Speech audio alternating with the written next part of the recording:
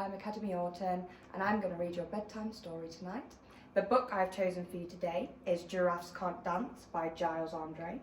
Okay, are we ready?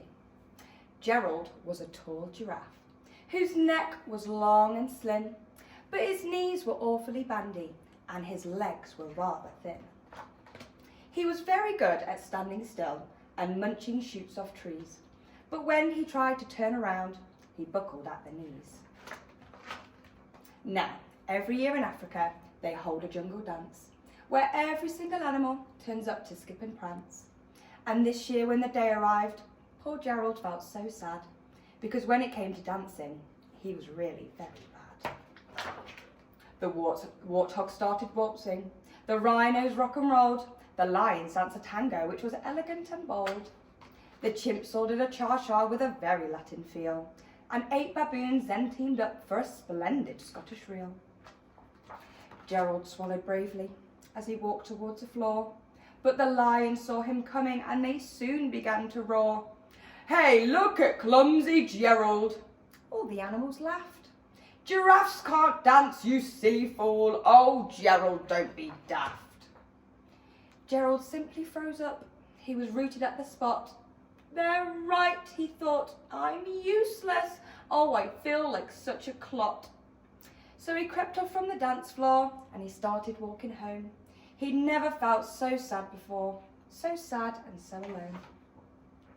Then he found a little clearing and he looked up to the sky. "The moon can be so beautiful," he whispered with a sigh.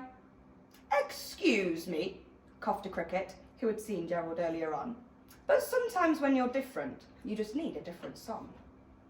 Listen to the swaying grass and listen to the trees. To me, the sweetest music is those branches in the breeze. So imagine that the lovely moon is playing just for you. Everything makes music if you really want it to." With that, the cricket smiled and he picked up his violin. Then Gerald felt his body do the most amazing thing.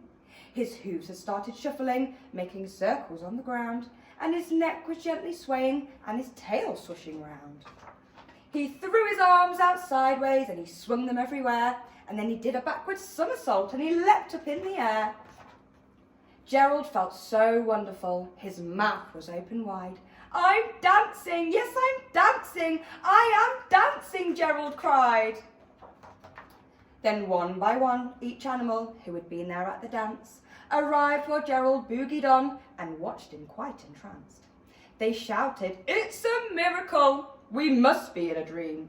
Gerald's the best dancer that we've ever seen. How is it you can dance like that? Please, Gerald, tell us how." But Gerald simply twizzled around and finished with a bow. Then he raised his head and looked up at the stars and moon above. "We can all dance," he said, "when we find the music we love." The end. I hope you all have a restful sleep. Good night.